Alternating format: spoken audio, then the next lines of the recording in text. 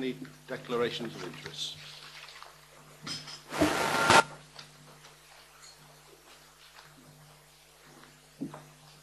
Councillor Silwood. First interest on, I think it's item 9. Thank you.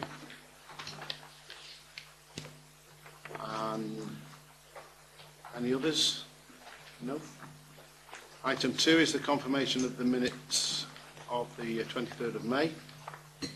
Are we happy with those? Moved by Councillor Little, seconded by Councillor Trelfall. Are you all in favour? Thank you. I'll sign those.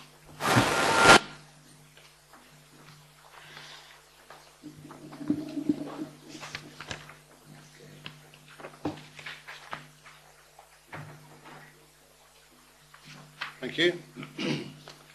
And item 3, are there any urgent items? There's no urgent items tonight, Chair. Thank you. Item 4 is Policy Development Scrutiny Committee recommendations. And Councillor Wilson, good evening.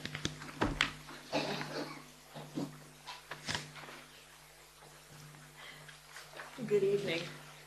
Please forgive me. I woke up with one of those wonderful, wonderful summer colds. And so I apologize if I sound really kind of bad. Okay, though. I am going to just, at this time, I'm going to just ask that you do consider and note the recommendations of the Scrutiny Committee. I will mention in passing that when we looked at the year-end performance exemption report, that we did request a member learning hour on freedom of information because there seemed to be quite a few questions about freedom of information. As for the second item we looked at, it was an exempt item.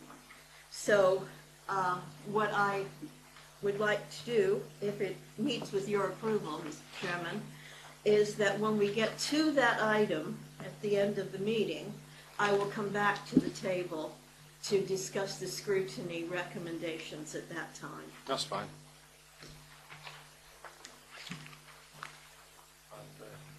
Everybody happy with that? Yeah. Okay.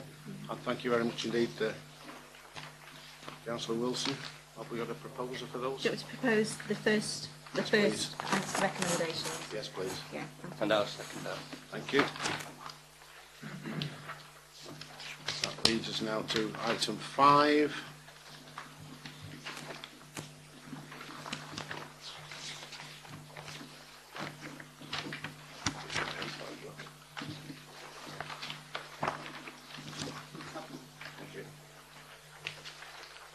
Which is the Community Focus Scrutiny Committee.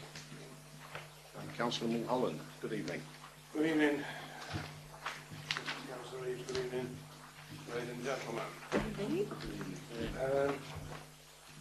Okay, there are 4 items on the agenda.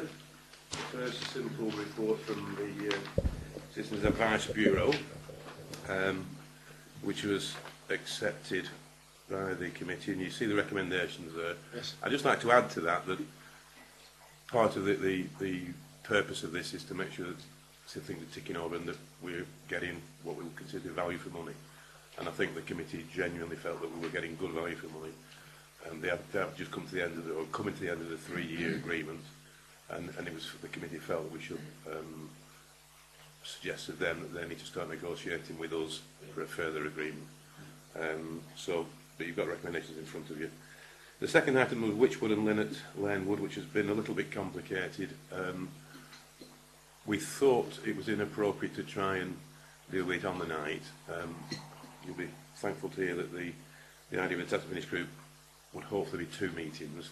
I think we do feel that we can actually possibly help in some way, but it's not going to be drawn out. So that's on the table of the Task Finish Group. Thank you. The third item was the management of the windblown stand, which was far more complicated. I'm not going to go through it. You've got the recommendations there. Annie Ansell has done quite a bit of work on it. And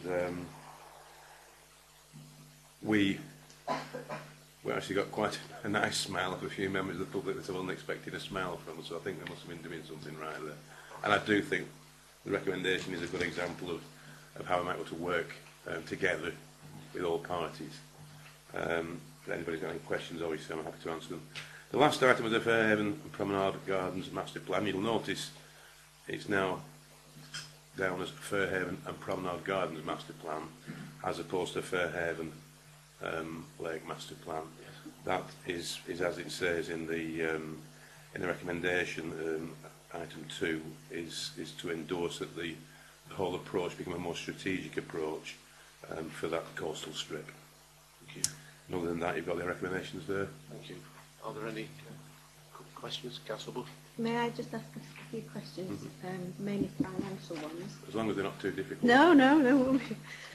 Regarding the Citizens Advice Bureau, we've supported them for many years, and we're proud to do that. I think they do some great work, and it's really valued. And we would want to continue, I'm sure all councillors would want to continue to support them in the future. From their report, do they have much success? I know they haven't in the past. Do they have much success in attracting any other sources of funding, or do you feel that they are totally reliant on our grant for them? When we first started down this path, which was with Citizens Advice and Age Concern, of looking into our involvement as a funder, that was one of the areas that I was quite keen to look into. However, at the time, and it's still the case since, we've been repeatedly told that the Citizens Advice, as a national organisation, can only consider core funding from the local authority. So whatever money we give them is for core funding. Nothing else they can attract can be considered as core funding. If they attract anything else at all, it's for one-off schemes, possibly, let's say at the moment, it's likely they'll get some funding for debt counselling, etc. A lot of the schemes where money is available don't really fit in with FILE, because we haven't got the sort of, let's say, the ethnic mix. We haven't got other problems that other areas have got. So they've not been hugely successful, although debt is affecting everybody. So that's one, I think we're making progress on getting funding for that. But in terms of core funding, there seems to be no other source of money that they can consider as core funding. And this seems to be a diktat from the national organisation. It's something that we have challenged, but quite frankly we've got nowhere. And they've not said they've had funding from the Legal Services Commission, because I know that is available for Citizens Advice Bureau. Again, not for core funding, for certain specifics. But it would appear that the core funding, which allows them to exist, can only come from us. I mean, I have challenged it, and the committee's challenged it, not just this time, but on previous occasions. But that, we keep coming up against this old chestnut that they cannot use other funding as core funding. Okay, thank you. Councillor Pounder? Yeah, the same problem arose, as you know, when I was, it came under my portfolio. And in respect to what Karen said about the legal services, right, they applied for that and we couldn't get it, but they gave it to Cleavers. Right. And Cleavers worked in conjunction with us. So we got some benefit from a grant from the legal services.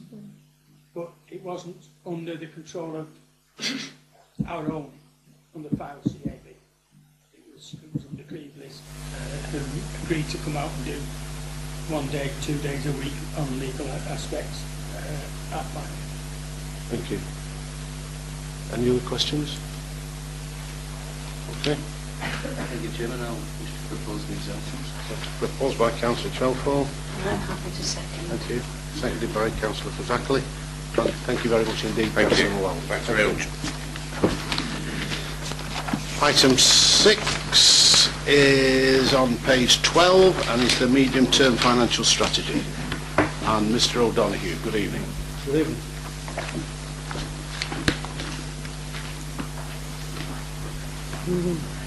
Thank you, Chairman. This report sets out the financial outturn position for the Council for 2011-12. The report is in 3 main sections, dealing individually with revenue, with capital and with treasury management. It's probably beneficial for Cabinet if in presenting the report I can focus on the key numbers under each of those 3 areas. On page 15 of your agenda papers, Table 2 summarises the revenue outturn position for the council. There are 3 columns within that table: the budgeted position, the actual position, and the variance being the difference between the two. If I can focus on the middle column, the actual position, the surplus of resources generated during the year was 1.1 million for the council, which is a variance of 1.064 million against the budgeted position for the year. Appendix B of the report details all the variances for all the service areas, which total the 1.064 million. From the £1.1 million surplus for the year, the report recommends transfers into specific earmarked reserves as set out in Table 1 at the top of that page. Those reserves are a vehicle maintenance reserve of £100,000, land charges reserve of £55,000, an MMI insurance reserve of £105,000 and an IT reserve of £100,000. Full details of those proposals are set out on page 14. After accounting for those transfers into earmarked reserves, the balance will be transferred into general fund reserves, a balance of 740,000. That will leave an overall position as set out in Table 3 over the page in respect of general fund balances. Again, there's 3 columns in that table, one showing the budgeted position, one showing the actual. The focus on that central column, that shows the opening balances of reserves for the council of 2.991 million, transfers into general fund reserves as a result of the outturn of 740,000, leaving a closing balance of 3.731 million. And as detailed in paragraph 4.2, the first call on that 3.731 million of balances is slippage proposed of 168,000, which is set out in appendices C1 and C2 of the report, leaving general fund balances at just over 3.5 million. So that in a nutshell is the revenue outturn position.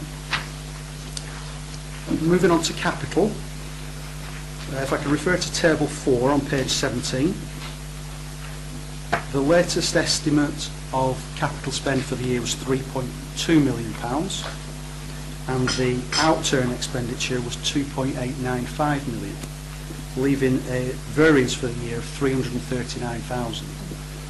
The lion's share of which relates to slippage items totaling 322,000, which are detailed in Appendix D. In respect to financing that capital expenditure for the year, if we can look at Table 6 on page 19, the expenditure for the year was 2.895 million, and that was financed, or the proposed financing for the year, which Cabinet are asked to approve, is grants and contributions from external sources.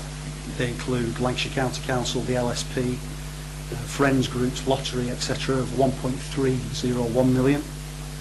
Capital receipts from asset disposals of 1.373 million, and revenue contributions of 221,000.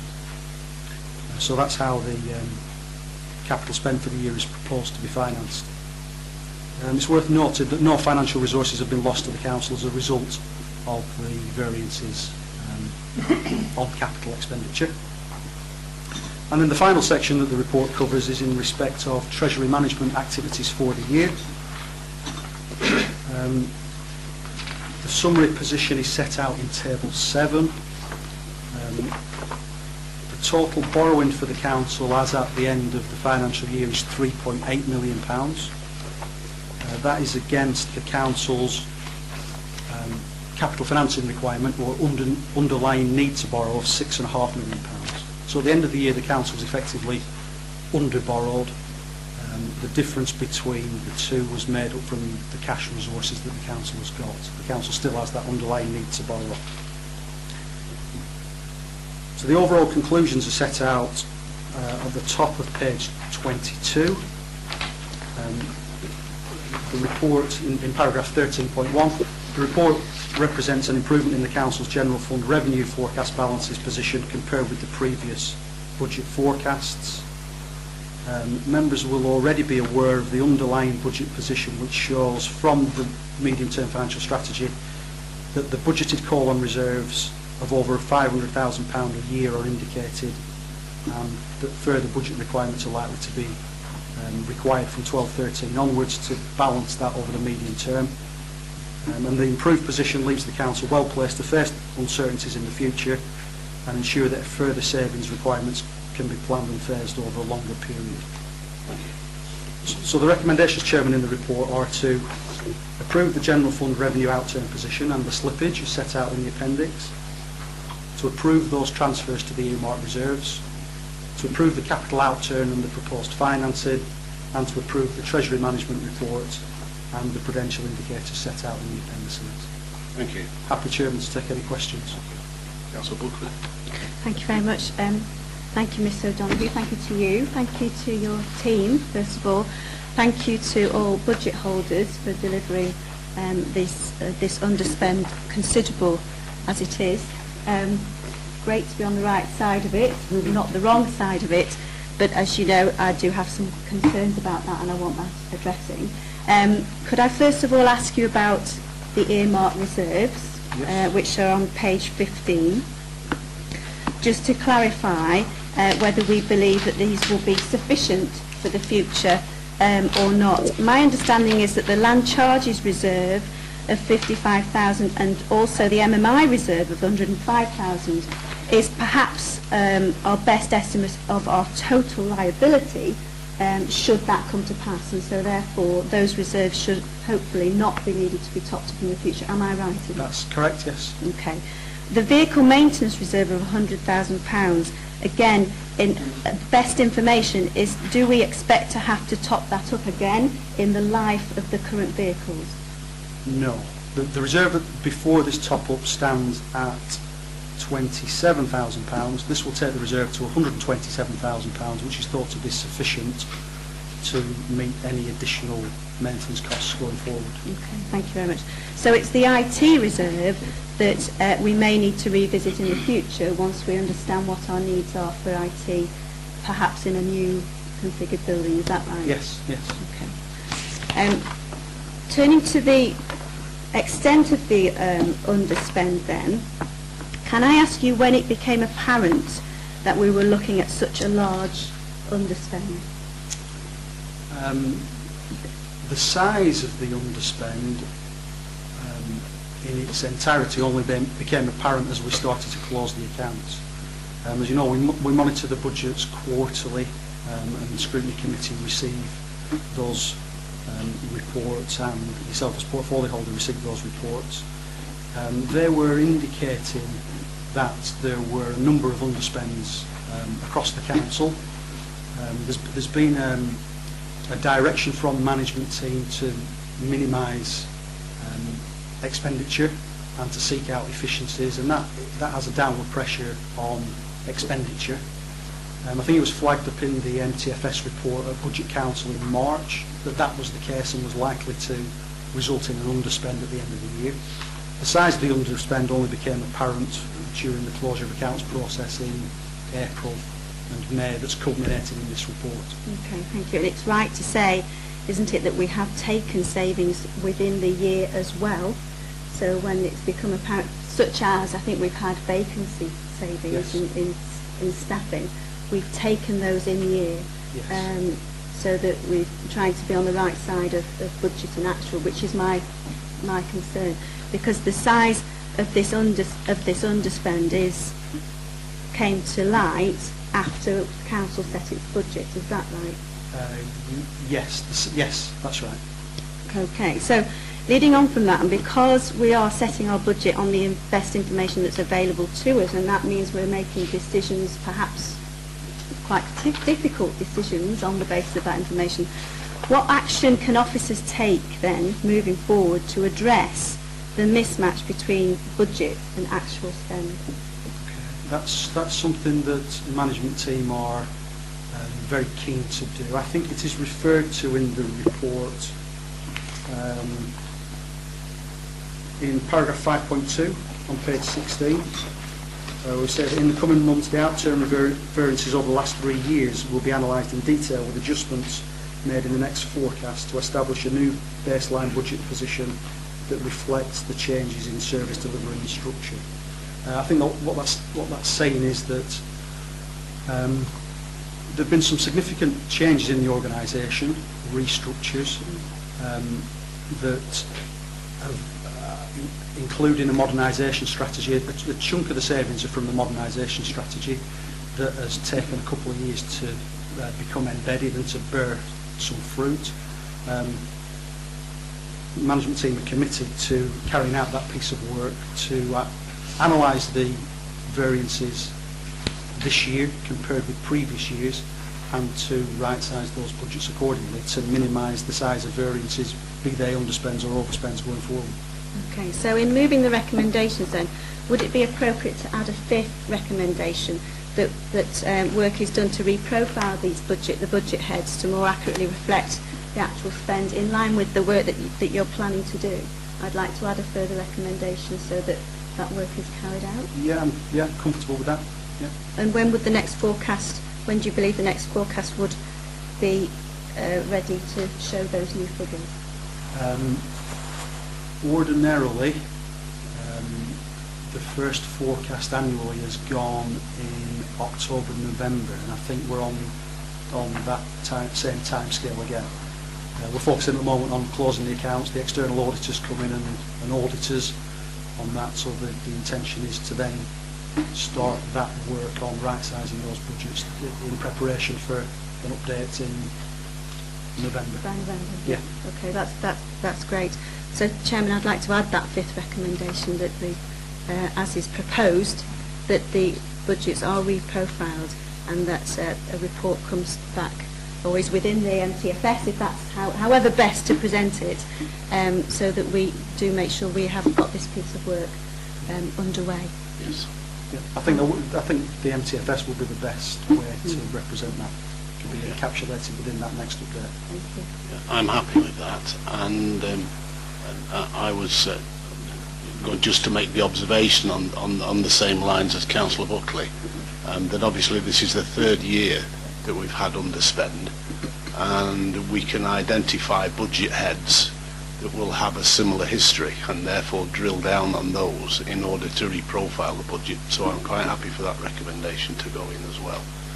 And as Councillor Buckley has proposed the reports, may I thank you and your team for all the hard work that you put forward, and I look forward to see the reprofiled budgets, and I'm very pleased to second that. Thank you. Are we all in favour? Thank you. That then takes us on to item 7, which is the corporate plan. It's on page 34. Thank you, Chair. This is the Corporate Plan 2012-13 Actions Update, pages 34 to 37 of the agenda. The current corporate plan is a 3-year plan. We have an annual revision of the actions within that plan. On page 37, the table on page 37, the actions are the bottom column. So the key projects during 2012-13 are the things that get revised on an annual basis. We have made some minor changes to the outcomes and the targets which were originally set in 2010 as a result of the National Performance Framework and associated performance indicators being abolished, as well as the change back to producing a local plan as opposed to a core strategy and planning. So those terminologies have been corrected, and some changes made as a result of national regulation changing. There's a review of the targets on an annual basis as well. The full report on the performance of the 3-year plan will be after April 2013, and from this autumn we'll be starting work on the next corporate plan, which will involve a significant amount of member, customer and employee engagement to draft our next 3-year corporate plan. The recommendation is that the Cabinet approves the identified actions for 2012-13 in the current corporate plan and the revisions to targets and outcomes in line with change priorities and circumstances. Thank you. Thank you. Any observations on the corporate plan? Councillor Fiddler. When it comes to the key objectives, is the first top one, and we have to achieve a 5-year housing land supply. In the light of the National Planning Framework, that has to be changed to 6 years. We will do that. Councillor Buckley. Yeah, I've just been discussing with Councillor Pounder the satisfaction targets on a couple of these, and I wonder if we could perhaps look at them again, not to stop this document going forward, but I think we're aware that in some of the refuse collections and the cleanliness of the borough, our achievements are maybe beyond those satisfaction levels, and it would be good to keep moving that forward, especially given the amount that we've invested in that particular area. So perhaps officers could revisit that particular area. I'm sure that can Yeah, be we could achieved. do that. We've met one of these already, haven't we? With the successful delivery of the Olympic torch. Yeah, it is. Yep. That's one that we've successfully achieved. Okay, we happy with that? I'm happy with the update of the corporate plan. I look forward to seeing those satisfaction figures soar, and on that I'm pleased to propose the report. Thank you. I'm happy to second that. Thank you. Are we all in favour? Thank you. Thank you very much indeed. Item number 8, Lytham Hall Capital Grant Monitoring Report. Thank you, Chair. This is on pages 38 to 46 of your agenda. In August 2011, a capital grant of £300,000 was given to Lytham Hall to support the Heritage Lottery Fund project and the restoration of the premises and the grounds. As a requirement of that grant, progress has to be reported to Cabinet, which includes making available the financial records. The accountants have received a copy of the financial records since the production of this report, so I can confirm that our accountants have checked those. This is the first report since the grant was awarded. Appendix 1 is a commentary from John Miller, who is the Chief Executive of Lytham Hall, the Trust, and he has set out the format of that against the heads of terms that were agreed. John has also extended an invite to Cabinet and any other elected members that would like to attend to a tour and a presentation of Lytham Hall to evidence firsthand the project and the valuable contribution that the grant has made.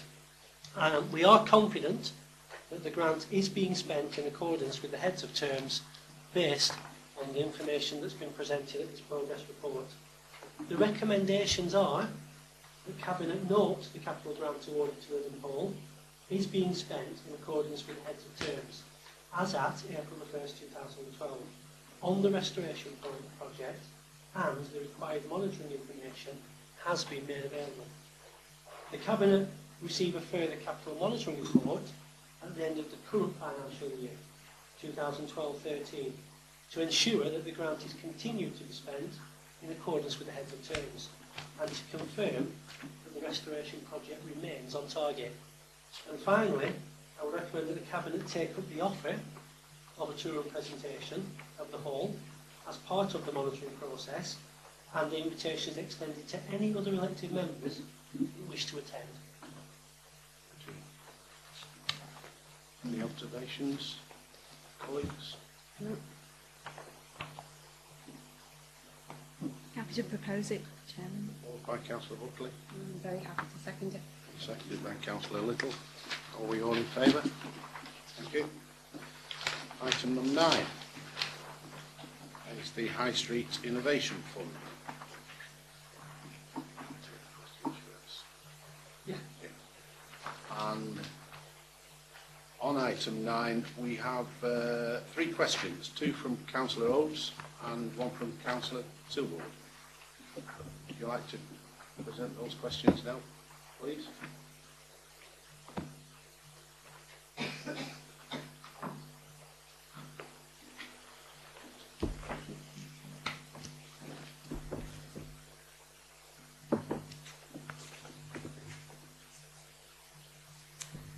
Who Good do you want evening. first? By all means. Right.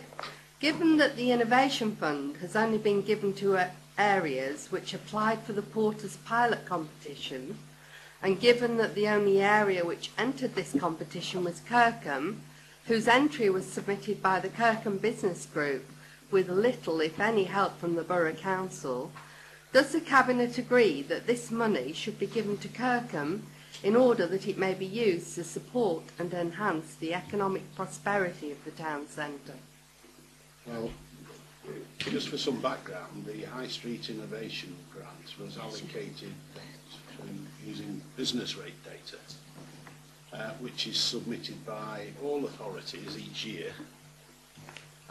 And to those authorities affected by the riots and where the total of crimes exceeded 150, filed had a total at the time of 476 empty businesses, which equates to a total of 18.2%. And the High Street Innovation Grant is part of a package of measures announced by the government in response to the Mary Porter's review. The award of the grant is not linked in any way to towns that submitted the Porter's pilot bids.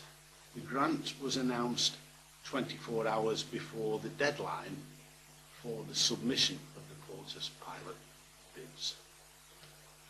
Can I come back on that? Yes. Because the MP, Mark Menzies, has been very involved in the Kirkham submission, and it was the information given to us from Mark Menzies, who had spoken to Grant Shapps, who was told by Grant Shapps that it had been given to all the areas that had applied to the Porter's pilot, and that was the grounds on which the money was given. Now, we were given that information from our MP, and I think it's true to say that if Kirkham had not submitted that application, we probably would not have got that money. And if you have a look and see who has got the money, I think you'll find that it was given to areas that applied for the Porters funding. That is only the information that I've also been told, Councillor Rose. Well, the information I've been told by the MP is that I've just given you. If I can just come in on that as well, one of the associations that I'm a member of, the Booksellers Association, they lobby Westminster with regard to High Street, so we're trying to support them. And that also, the same information came back to me, that all the monies that were allocated for the towns and cities that were subjected to the rioting, not all money was used, and the deadline rather than the department to lose it. So they actually, it was given specifically, as Councillor Rose has said, to those towns and those borough councils that submitted a course application. And that has been, I've had that advice from both Mark Menzies and the Booksellers Association. I just need to just challenge that, because there seems to be quite a difference of opinion here. How can that be the case if the grant was made to the councils, local authorities, a day before the submissions of the Porter's bid were going in? That cannot be the case, that that you link it directly, if that is accurate information, that the grant to this authority was made 24 hours before the submission, the deadline. Before the deadline of submission. Can I say that, obviously I haven't got that information before me. I believe that the submissions were in, and then we found out after the submissions had gone in which areas got the grants. That's my remembrance, but obviously I haven't got the information before me, so I can't be adamant about that. But I seem to remember that we were advised about that funding after the submissions had gone in, and whilst we were waiting to hear who had been successful. So I think that bears some checking. And also, because I was very close to the submission, just to explain that most of those people making submissions attended workshops that were put on by the Department of Local Communities, or whatever the department is. So therefore they were already privy, because when I attended one in Bolton, they already knew that there were going to be just over 370 submissions, and that was a month before the deadline. So they were certainly privy to all that information before the actual deadline as to who was submitting. It's just the information, and it's not the information that we have with regards to the grant. And the information we have is that the grant was announced some 24 hours before the deadline of the submissions of those. But therefore, based on the pilot information bids. we've just given to you, Yes. as I was personally involved in it, and therefore I know all the intricacies behind the scenes, Yes. the department was certainly well aware of who was making those submissions before the deadline. I will bear that in mind, certainly. Did you want to say something, Councillor Fowler? No, Councillor Buckley actually said what I was going to say. I cannot understand how somebody can claim credit for something when it was actually awarded the day before. Well, perhaps now I've advised you of it because I Well, no, spent many days on this. So In perhaps fairness, Councillor Silverwood, I fully understand where you're coming from. But at the end of the day, we've all worked in government workshops, and we all know what goes on behind. But until a date comes up when something is awarded, nobody knows. We might be a nod and a wink that you might be getting it. It's happened before, but there's no guarantees. So to tie yourself to saying, well, it is ours because of, it's brilliant. I don't think anybody's made No, that no. claim. All we've said is, because we applied for it. No, it didn't. It didn't. You're talking about Councillor Rhodes, semantics. we bear that in mind. We bear Okay. in mind the observations that you've made. Would you like to move to your second? Yeah, as the County Council is finally about to start work on phase 1 of improvements to Kirkham's footpaths and forecourts on the main street, a long overdue initiative and the first for 20 years in our town, would the Cabinet agree to contribute this innovation fund to this initiative to enable a greater area of the town to be improved in the first year?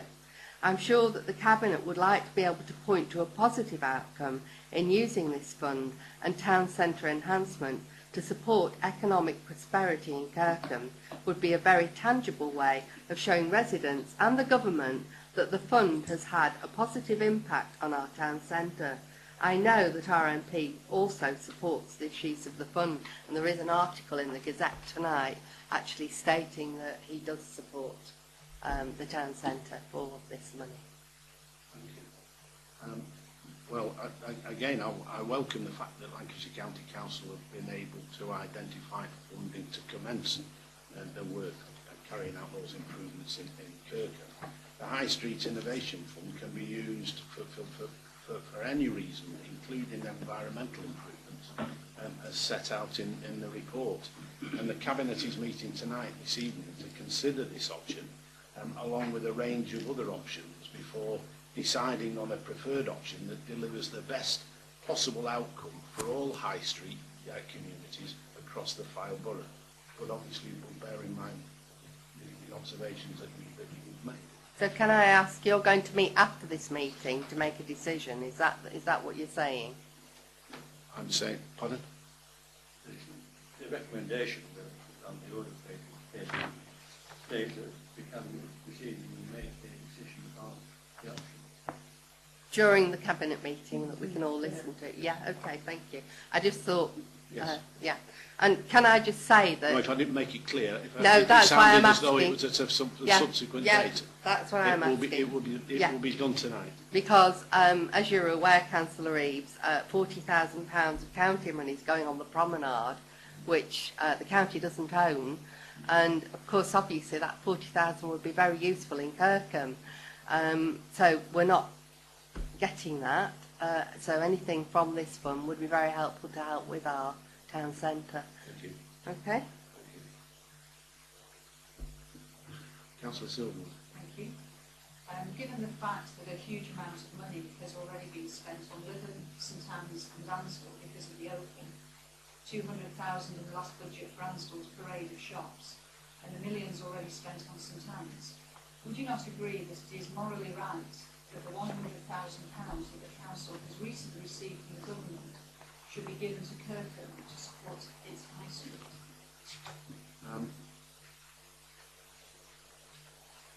And the council the council's agreed regeneration framework and does identify significant and continued regeneration need in Kirkham. Capital investment decisions should be taken in line with our capital strategy and will be considered by Cabinet at the appropriate time.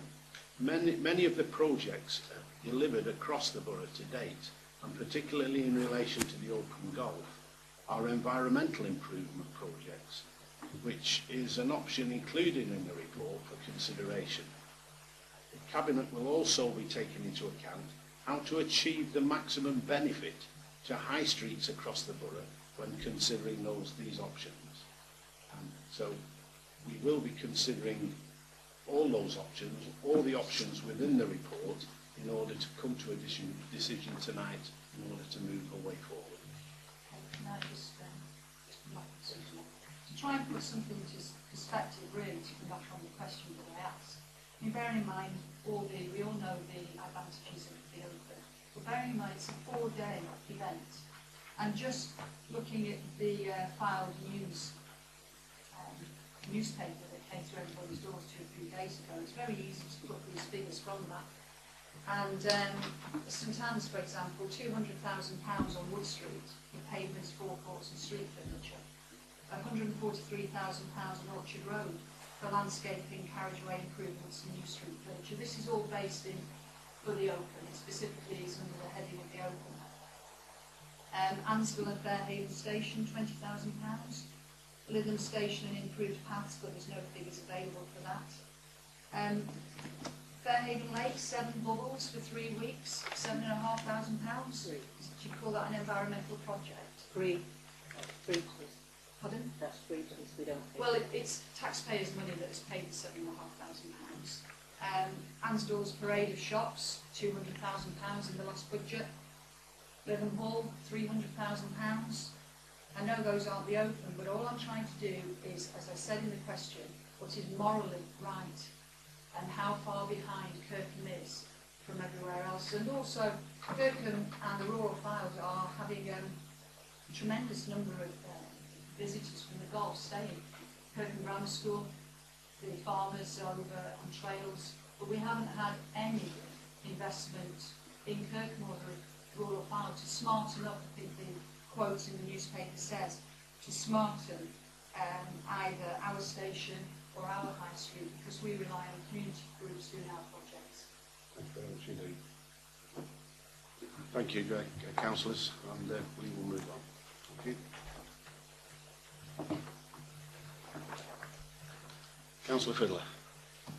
Thank you, Leader.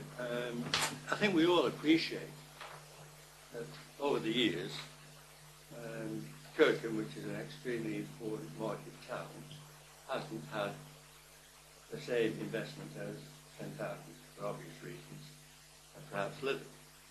But what I would like to do, with the Cabinet's permission, is to briefly summarise some of the salient points which I feel is very important in coming to the published recommendations on this item on the agenda.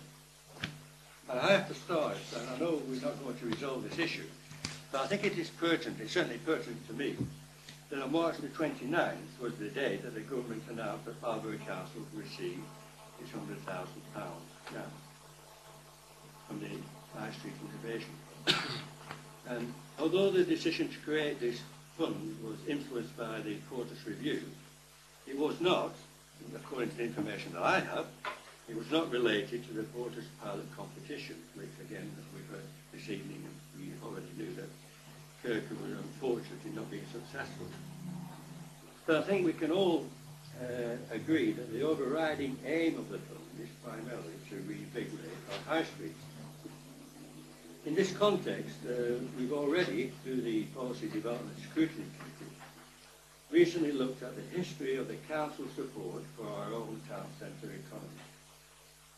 But historically, Powell's policy for town centre regeneration has been based, in the main, on public realm improvements. the scrutiny went far beyond that. And they made a series of recommendations far broader than what we historically have just stated in terms of public realm improvement.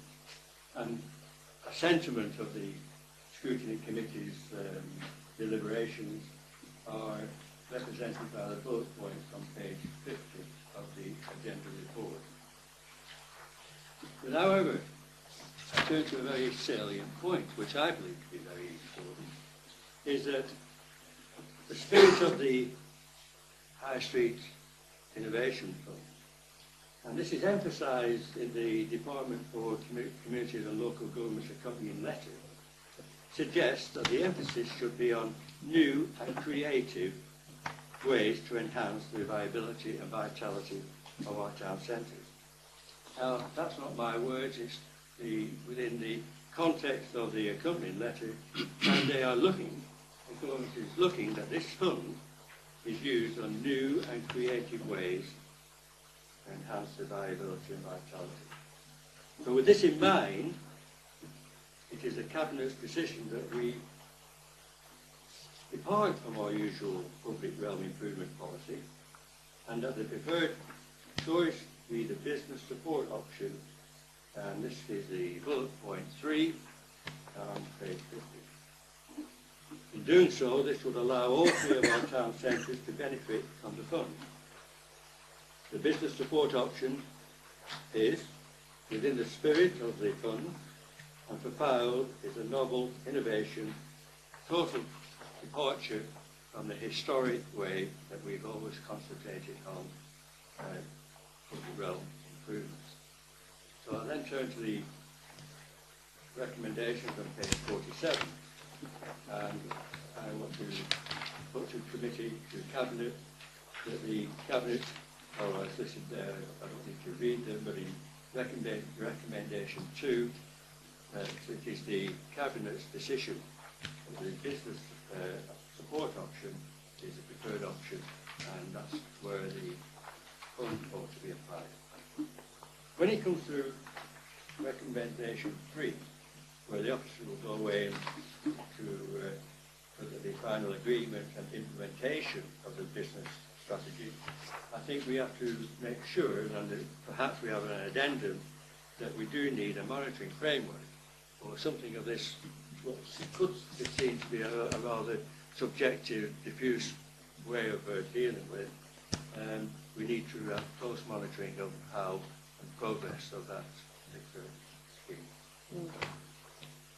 Other observations? Yeah. Councillor Fowler? I totally agree actually with what Councillor Pickering said. One of the problems in the high street nowadays is businesses starting and then failing. And any support that can be given to any business to help it establish itself is a good thing, because I think that in the long run, the help and advice that they can get is probably not something they would go and particularly look for. But if it's made available for them, it will prevent some of the business failures that we do get. And that's one of the problems in any high street, not just in our area, but any other area. As businesses start and unfortunately fail. Councillor Buckley? I think when you look at the underlying reason for awarding the grant, the response is fair, because it's looking at the number of empty businesses which are going to be scattered right across the Fylde and not just in one area. Therefore, to provide business support doesn't mean from one area against another, and allows people to come forward from all our town centres and beyond that as well. So I think it's a fair response which meets the criteria for the grant. Thank you. I think it's also fair that through the organisation that Councillor Silverwood is involved in, Business Group, that she encourages her members to take up whatever help and advice they can get via this place.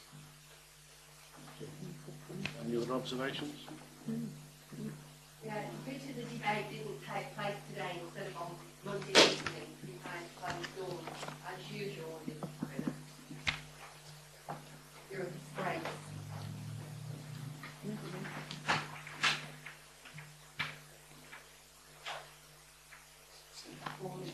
Sure. Pardon? Thank you. We will continue. Thank you.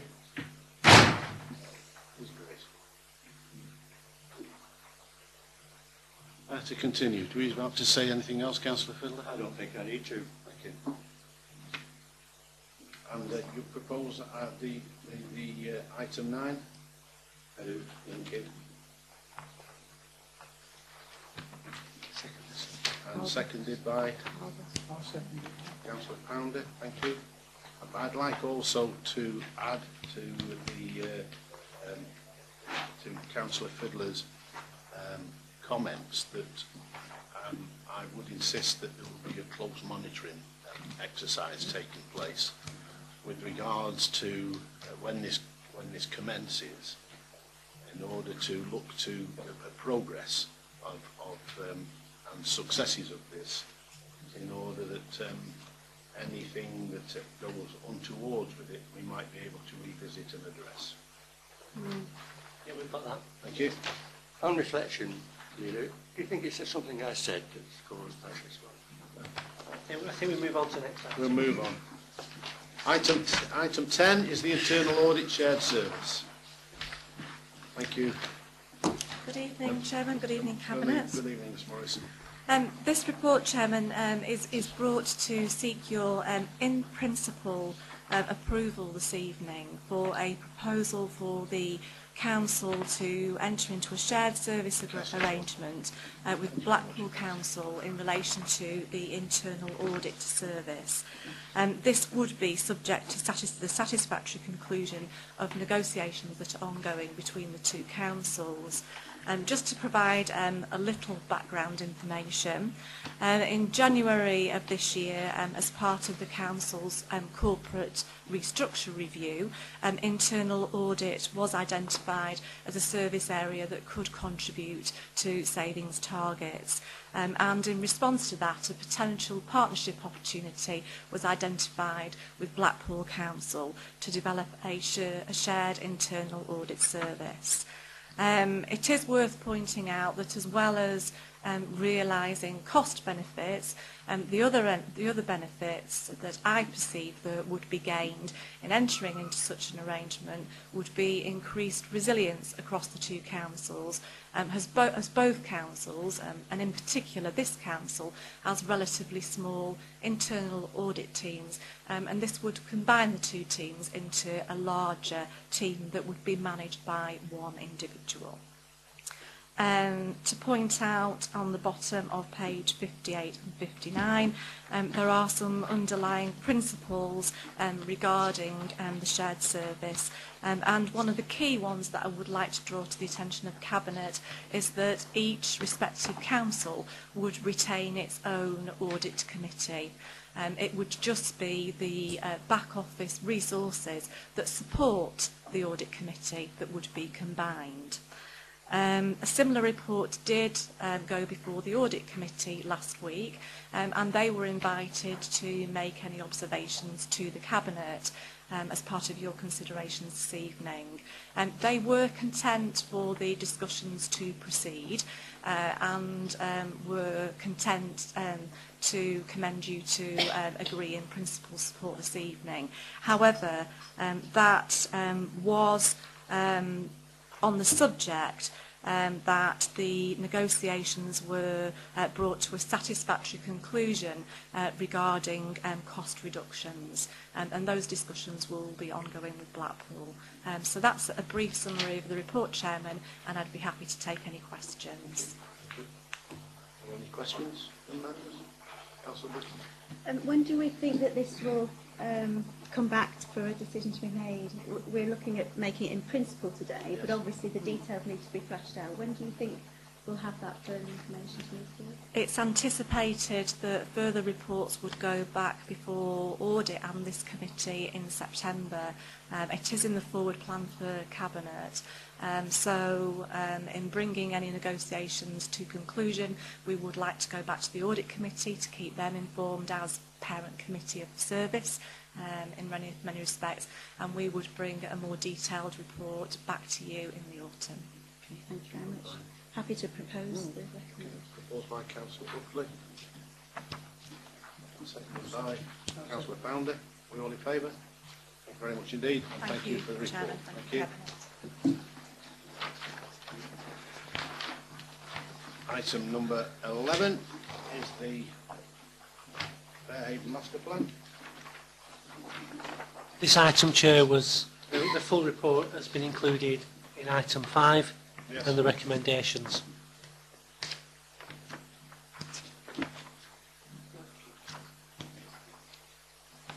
So the item's already been passed. Yes. So it was just a duplicate. There was nothing to add to it. I apologise. Item 12 is the exclusion of members of the public, I'm sorry to say.